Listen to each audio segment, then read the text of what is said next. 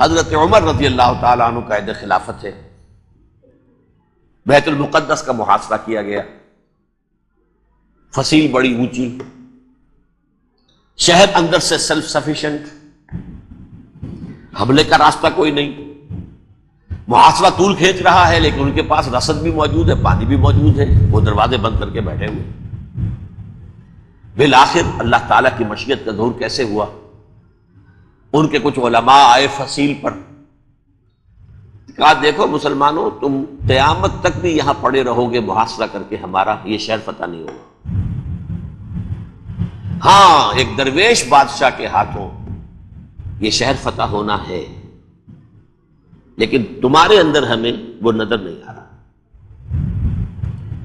ابو عبیدہ بن الجراح رضی اللہ تعالی عنہ، امین هذه الامہ، ان کا فوراً ذہن گیا وہ درویش بادشاہ مدینے میں بیٹھا ہوا ہے، عمر رضی اللہ تعالی۔ اب ایک اور عمر بھی ہے جو قندھار میں بیٹھا ہے، نقشہ وہی ہے، سادگی کی حد تک نقشہ وہی، بالکل وہی، اپنی آنکھوں سے دیکھا ہے، وہی سادگی۔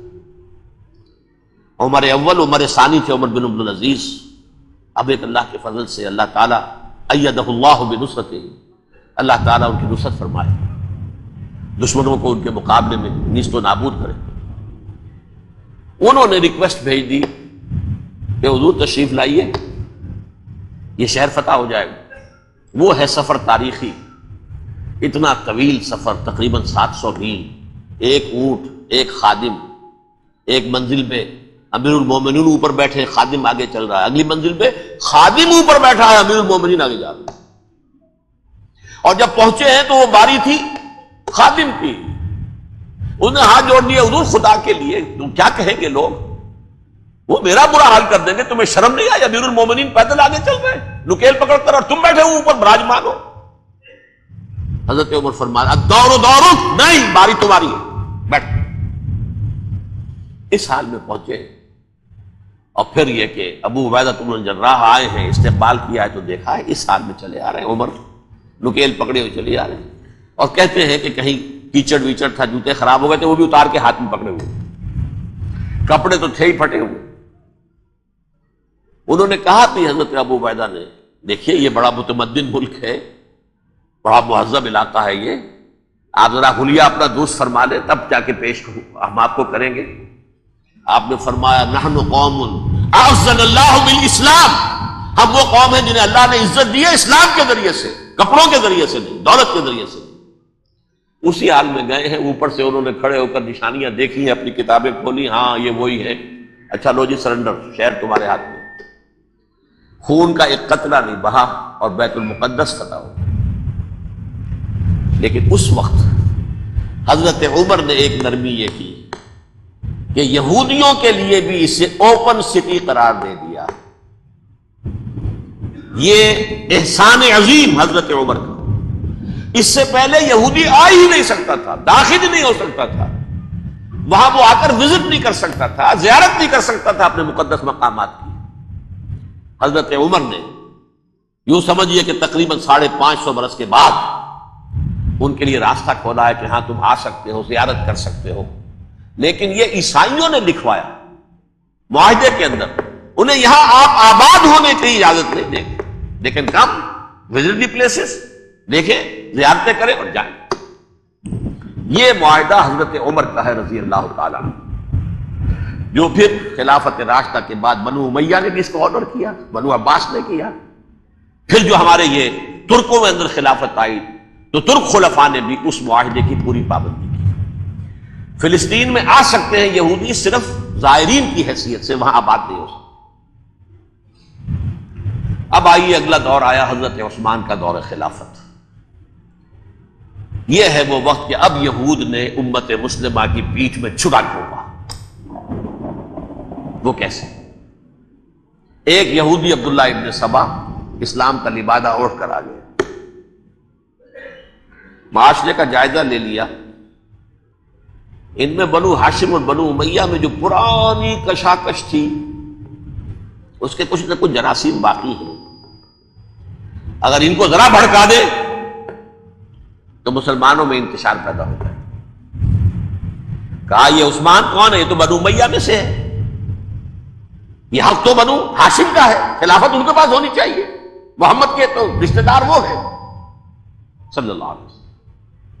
عوام الناس کے اندر بات پھیلنی شروع ہوئی، پھر ایک بڑی سازش کے انداز میں حضرت عثمان کے خلاف پروپیگنڈا، حضرت عثمان کے جو عاملین تھے، گورنر تھے، ان کے خلاف پروپیگنڈا، اور ایسی ہوشیاری کرتے تھے کہ کوفے میں کوفے کے حاکم کے خلاف کچھ نہیں کہنا، اجی مصر میں یہ ہو رہا ہے، اجی شام میں یہ ہو رہا ہے، اجی یہ جو عثمان ہے وہ یہ کر رہا ہے، یہ ظلم ہو رہا ہے، یہ لوٹ مار ہو رہی ہے، یہ خیانتیں ہو رہی ہیں۔ اب نہ تو اس زمانے میں مینز آف کمیونیکیشن، کیسے تصدیق کریں؟ افواہیں تو آپ آج کراچی کے اندر شروع ہو جائے تو پتہ نہیں چل سکتا کسی کو کہ کیا اس میں صداقت ہے، کیا جھوٹ ہے، اور بری بات جو ہے فطرت انسانی کی کمزوری ہے، وہ فوراً قبول کرتا ہے، کسی کے بارے میں اچھی بات ماننے کو تیار نہیں ہوتا، لیکن بری بات تو فوراً تیار۔ بہرحال یہ فتنہ انہوں نے اٹھایا، حضرت علی کی الوہیت کا فتنہ اٹھایا، حضرت عثمان کے خلاف الفتنۃ الکبریٰ برپا کیا، حضرت عثمان شہید ہوئے۔ اس کے بعد 5 برس تک مسلمان ایک دوسرے کی گردنیں کاٹتے رہے، باہمی خانہ جنگی ہوئی، امت کو وہ زخم لگایا ہے جو آج تک جس سے خون رس رہا ہے۔ یہ شیعان عثمان اور شیعان علی تھے جو بعد میں پھر سنی اور شیعہ ہو، اور آج تک فتنہ کس نے جگایا؟ ایک عبداللہ ابن سبا یہودی اور اس کے کارندے، شیطان کا ایجنٹ، اور انسانوں میں سے بھی اس کے جو بھی حواریین تھے اور شیطانوں کے اندر سے بھی تھے، انہوں نے بھی اس آگ کو بھڑکایا۔ یہ آپ سوچ لیجئے کہ یہ کس نے وہ زخم لگایا؟ یہودی۔ اگلا دور آیا، خلافت راشدہ ختم ہوئی، بنو امیہ کا بھی دور کافی گزر گیا۔ طارق ابن زیاد 712 عیسوی میں حملہ کرتے ہیں اسپین پر۔ اسپین اس وقت عیسائیت کا بہت بڑا گڑھ، بڑے کٹر ترین عیسائی جو ہے وہ اسپین میں تھے، لہذا یہودیوں کی وہاں بہت پٹائی ہوتی تھی، بہت پٹائی ہوئی، میں بتا چکا ہوں، دشمنی تھی چلی آ رہی تھی عیسائیوں کے ہاتھوں یہودیوں کی، وہ تو سن 300 عیسوی سے ایمپرر کانسٹنٹائن کے بعد سے شروع ہو گئی۔ اس حوالے سے یہودیوں نے اس وقت چالاکی یہ برتی، کچھ راستے واسطے بتائے، کچھ مدد کی طارق ابن زیاد کی۔ طارق ابن زیاد نے انہیں اپنا محسن سمجھا، ہسپانیہ فتح ہو گیا تو یہودی چونکہ محسنین کی فہرست میں آ چکے تھے، انہیں بہت اقتدار نصیب،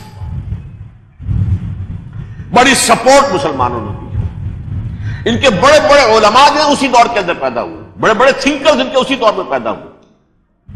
بن گوریون جو کہ ایک وزیر اعظم تھا اسرائیل کا، اس نے یہ لکھا اپنی کتاب میں، Muslim Spain was the golden era of our diaspora.